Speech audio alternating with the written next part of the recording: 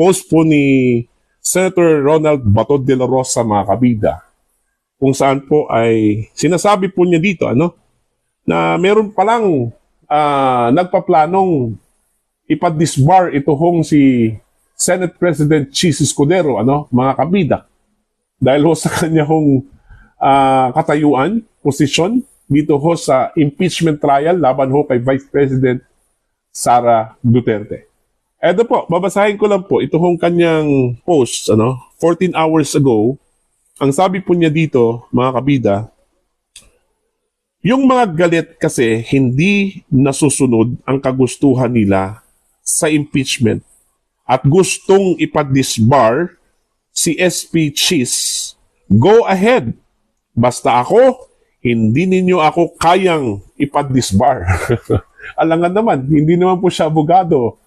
Kaya wala hong rason kung bakit ipadisbar ito hong si Bato. Ito ko lang po nalaman, mga kabida, na meron palang nagbabalak na ipadisbar ito hong si Senator Chis. Okay? Now, ang tanong ho dito, sino po itong mga interesado hong ipadisbar ito hong si Senator Chis Escudero? Wala naman pong sinabing clue ho dito si Senator Bato de la Rosa, mga kabida. Basta meron pong gusto hong ipadisbar ito hong si Senator Chis. Para sa akin po, wala naman pong iba yung mga kritiko po ni Senator Chis. Kung meron man pong nagpaplanong dumulog ho sa Korte Suprema at ipadisbar ito hong si Senator Chis, yung mga kritiko po niya, yung mga galit ho sa kanya hong mga desisyon patungkol ho sa impeachment trial po laban ho kay Vice President Sara Duterte. Marami po yan sila. Diba? Unipinks, ano pa yan? Liberal Party, okay? Yung mga makakaliwang grupo, yung mga kongresista dyan po sa House of Representatives, yun po sila. Sila yung mga kritiko po, ng Senate President. Kasi hindi ho nila nagustuhan yung naging actions ng Senate President patungkol ho sa impeachment trial po ni Vice President Sara Duterte, mga kabida. Kaya nga, hindi ho tayo magtataka kung mayroon pong mag-interest na ipadisbar ito hong si Senator Chis. Although meron po silang karapatan. They have all the rights to do that because yun nga malaya naman po tayong magsampa po ng reklamo sa isang tao po. Pero pagdating ho sa validation, kung valid ba yung kanila pong complaints, kung may sapat bang ebidensya, so ibang usapan po yun, mga kabida. Madali lang po maghabla, madali lang po magsampa ng petisyon laban sa isang tao. Pero ang pag-prove po kung yung isinampang petisyon, okay, may sapat ba, may weight ba, mga kabida, ibang usapan po yun.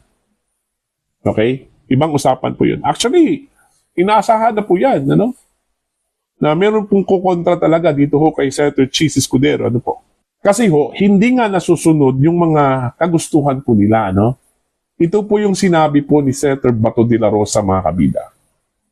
Dahil hindi ho nasunod yung mga gusto po nila patungkol ho sa impeachment. Kaya ano-ano na lang po ang gagawin po ng mga kritiko po ng Senate President at ito hong Senado, mga kabida. Okay? So, yun po. Abangan na lang po natin.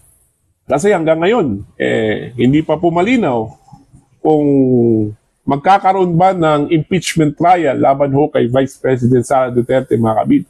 Hanggang ngayon daw according to Senator Chis Escudero, hindi pa nga nila tinanggap ito hong kopya po ng appearances po ng mga abogado daw ni Vice President Sara Duterte dyan po sa Senate Impeachment Court. Ito hong kamara, mga kabida. Hindi daw nila pa tinanggap hanggang ngayon. Kaya nga nagalit nga itong si Senator Chis sa simpleng utos lang mula sa impeachment court, hindi ho nila daw magawa, Diba? So, yun po. Abangan na lang po natin yan. Kasi, ang time frame ho dito, itong impeachment, kung magkakaroon po ng impeachment, posible hong mag-umpisa po ito after the fourth State of the Nation address po ni Pangulong Ferdinand Bongbong Marcos, mga kabida. And that's on July 28, no? So after that, baka daw mag-umpisa o mag-uumpisa na po ito hong impeachment trial kung wala hong intervention po, kung wala hong twist na mangyayari po, Kasi unang-una, ito mga kabida, ipapaliwanag ko po sa inyo.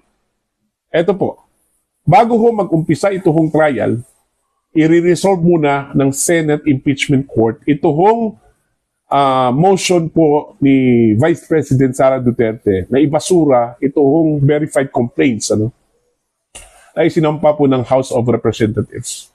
Now, ano pong gagawin po ng mga senator judges para i-resolve po itong petition na ito, itong motion na ito?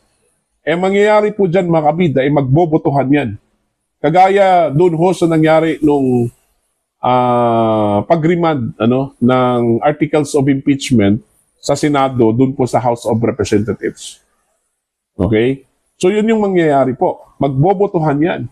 Kung dapat bang ibasura ito hong impeachment complaint, ito hong articles of impeachment laban ho sa Vice Presidente, o itutuloy ito hong impeachment trial po. Ang sabi po ng ilang mga kritiko, wala hong kapangyarihan daw ang Senate to do that, ay basura outright ito hong articles of impeachment, mga kabida. Ang tanging mandate lang daw ng Senate Impeachment Court is to try and to decide whether guilty or acquitted, mga kabida. Wala daw silang kakayahan at walang kapangyarihan to dismiss outright.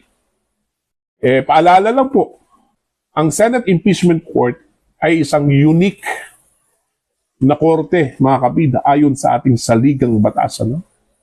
Sui generis. Pag unique, magdedepende yung kanila pong desisyon dyan, mga kabida. Kung ang desisyon po nila ay hindi ho sang-ayon sa mga inagisnan po natin ng mga korte, sa kanila na po yun. Kasi nga, unique nga sila. Okay? Unique nga sila Hindi ho pwedeng ibabatay po natin yung kanila hong action sa mga regular courts. Kasi unique nga sila. The term unique, iba na po yun, mga kabida. Okay? So, yun po. Kung may intervention mula sa kataas-taasang hukuman o Korte Suprema, mga kabida, bago ho mag-umpisa ito hong 20th Congress at yung intervention na yun ay papabor dun ho sa petition po ni Vice President Sara Duterte, mas mainam po yun kasi siguradong hindi na po magkakaroon po ng constitutional crisis, mga kabida. Kasi pag ang decision po o intervention po ng Korte Suprema, gagawin yan o mangyayari yan between the proceedings or the impeachment trial po, mga kabida, baka magkakaroon po tayo ng constitutional crisis according to some experts. Kasi unang-una, hindi ho pwedeng pigilan ng Korte Suprema ang impeachment court proceedings. Okay? Malinaw po yan sa saligang batas daw, mga kabid. Okay? Now, pwede hong hindi sundin ng impeachment court kung anuman yung intervention ng Korte Suprema while the hearing is ongoing, mga kabida. Kaya nga, doon daw papasok itong constitutional crisis. Hindi ako nagsabi po niyan, mga eksperto po ng batas at hindi po ako abogado. Kinukot ko lang po itong mga eksperto po ng batas, mga kabida. Mga abogado rin, na nag-aral ho dito sa proceedings po, ni Vice President Sara Duterte, mga kabida. Okay?